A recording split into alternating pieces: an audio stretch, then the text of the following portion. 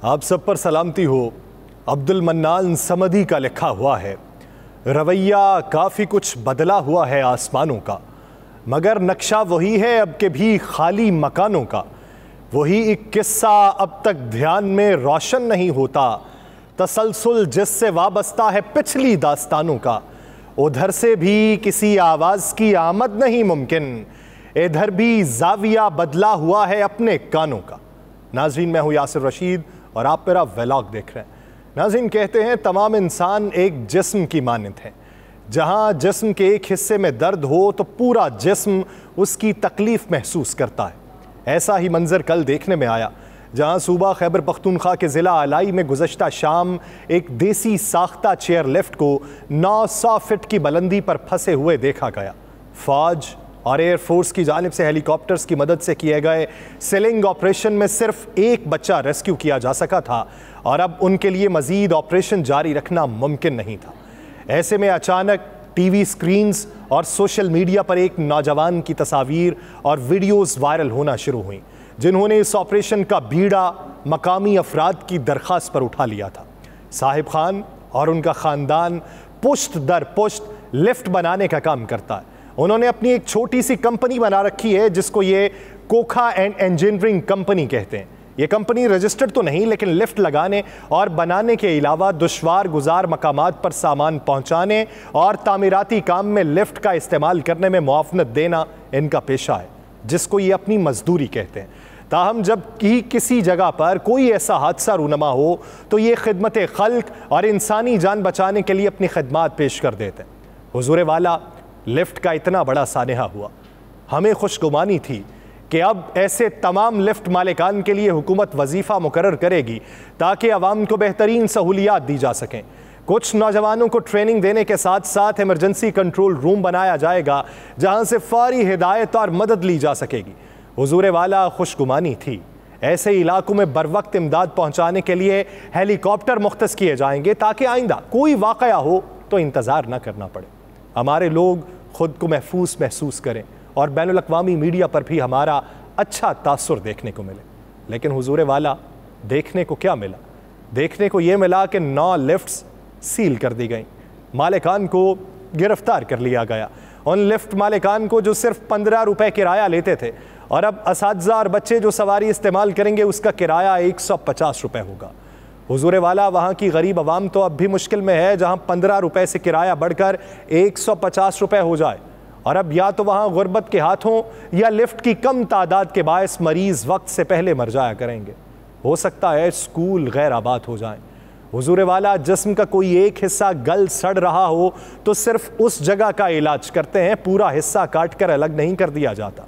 हुजूर वाला, मुमकिन है कि चंद दिनों में कुछ लिफ्ट्स बहाल हो जाएं, लेकिन यह तल्ख हकीकत भी हम ही को देखने को मिलेगी कि वही लिफ्ट बहाल होगी जो इंतज़ामिया को पैसे देगी। ऐसे वहाँ का माफिया निज़ाम तो चलता रहेगा और हम चुप बैठे यहाँ पर इंतज़ार करते रहेंगे। मगर कब तक? क्या तब तक जब तक खुदा न खास्ता वहाँ फिर हादसा नहीं हो जाता। जैसे किसी मेहरबान ने डोली वालों को बचा लिया, वैसे ही कोई इस 24 करोड़ इंसानों को भी बचा ले जिन्हें अशराफिया ने इंसान रहने नहीं दिया। सदर ममलिकत डॉक्टर आरिफ अलवी ने मुल्क में आम इंतखाबात की तारीख के फैसले के लिए chief election commissioner Sikandar Sultan Raja को खत लिख दिया। सदर ममलिकत आरिफ अलवी की जानिब से chief election commissioner Sikandar Sultan Raja को लिखे गए खत में आज या कल मुलाकात की दावत दी गई। मुर्शद इंतखाबात की तारीख का ऐलान कर दिया जाए कि बिजली के झटकों ने अवाम का रहा सहा खून भी निचोड़ लिया है। मुर्शद इंतखाबात की तारीख का ऐलान कर दिया जाए कि अवाम को 21वीं सदी में भी रोशनी से खौफ आने लगा है और अवाम के कब्रों पर दिए जलने लगे। मुर्शद इंतखाबात की तारीख का ऐलान कर दिया जाए कि गरीब अवाम के लिए आ जाकर डॉलर की ऊंची उड़ान ही रह गई है। आलमी मार्केट में डॉलर 6 रुपये मजीद महंगा हो चुका है। मुर्शद डॉलर ने 6 करके 1.5 लाख ले लिए। हुजूर वाला, आपकी निक्की जई हाँ और सर की हल्की सी जुम्बिश की आवाम मुंतज़िर है ताकि वो अपनी मर्जी का लीडर मुंतखब कर सकें, जिससे उन्होंने बहुत सी उम्मीदें बांध रखी हैं।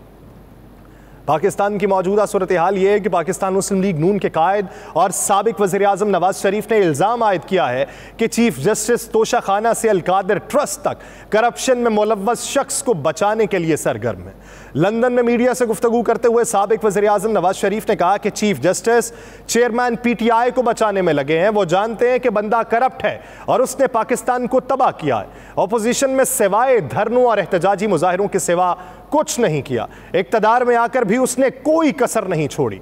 साबिक वज़ीर आज़म का कहना था कि अमेरिका जाकर इसने कहा कि जेल में नवाज शरीफ के कमरे से पंखा, AC सब कुछ उतरवा दूंगा। धरनों के वक्त कहता था कि नवाज शरीफ के गले में रस्सा डालकर घसीट कर निकालूंगा। इस शख्स के लिए चीफ जस्टिस ऑफ पाकिस्तान अपने करियर को दांव पर लगा रहे हैं। नवाज शरीफ का कहना था कि कौन नहीं जानता कि इसको लाने वाले जनरल बाजवा और जनरल फैज थे। साकिब निसार रिकॉर्ड पर हैं कि नवाज शरीफ मरियम नवाज को जेल में डालना है और चेयरमैन PTI को लाना है। उन्होंने साथ में यह भी कहा कि यह उन लोगों का फैसला है। वो कौन थे?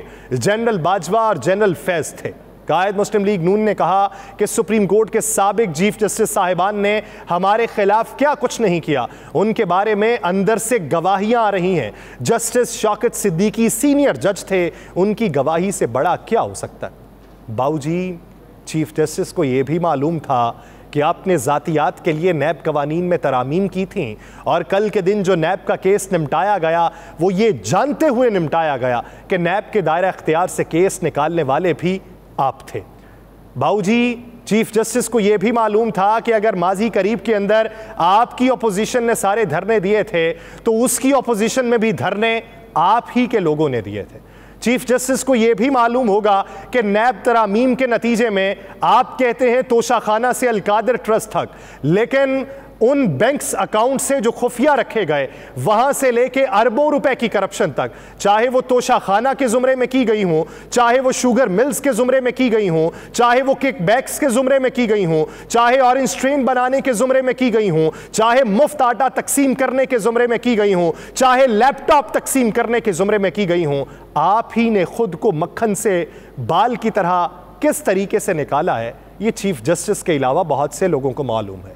यहाँ या तो आप रुस्वा हुए हैं या फिर आपका मुखालिफ, वरना आवाम तो नीरू की तरह सुख की बांसुरी बजाती हुई आपको दिखाई दे रही है, जिसकी दर हकीकत आप लोगों ने बैंड बजा के रख दी है। दुनिया कहाँ पे है? भारत का मिशन चंद्रयान 3 कामयाबी से चांद के तारीख हिस्से पर उतर चुका है, जिसके साथ ही भारत चांद के तारीख हिस्से पर लैंड करने वाला पहला मुल्क बन चुका है। भारतीय स्पेस एजेंसी के मुताबिक चंद्रयान 3 मिशन 14 जुलाई को रवाना हुआ था, जो लॉन्च के बाद 10 दिन तक जमीन के मदार में मौजूद रहा और 5 अगस्त को कामयाबी से चांद के मदार में दाखिल हुआ।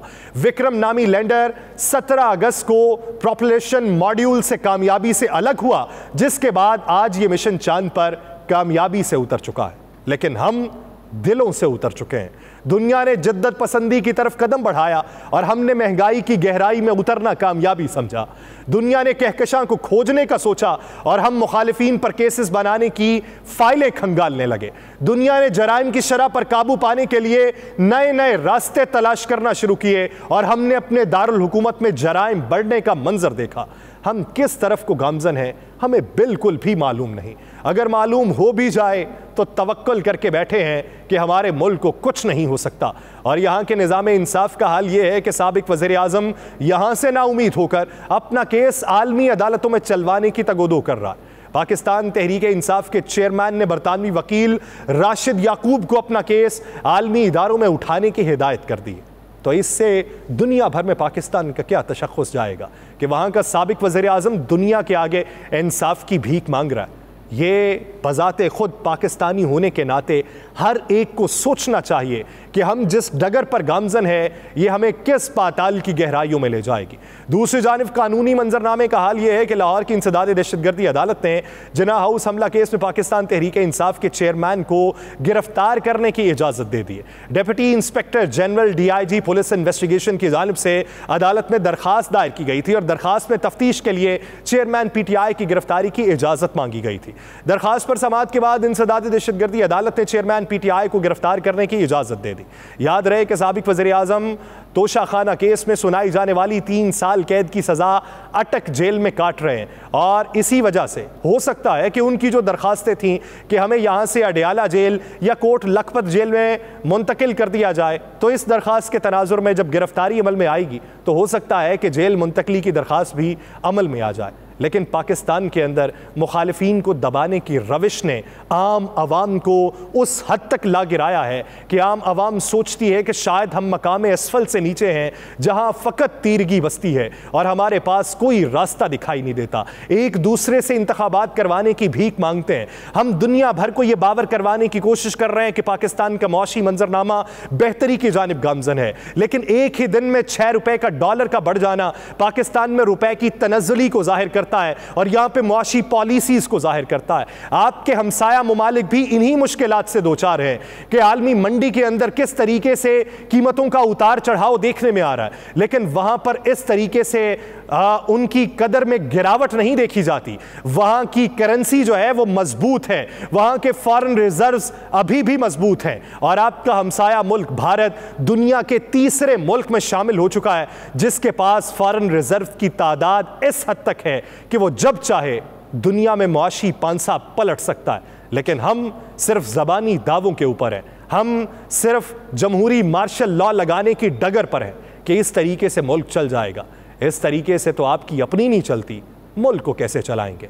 मुझे दीजिए इजाज़त, अल्लाह ने के बाद।